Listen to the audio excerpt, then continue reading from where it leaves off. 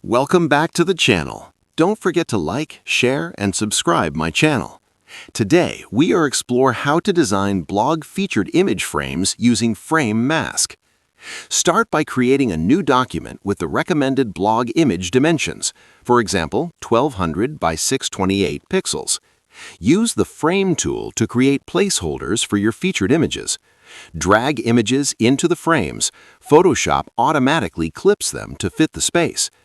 Double-click inside each frame to adjust positioning and scale, ensuring the main subject is visible and centered.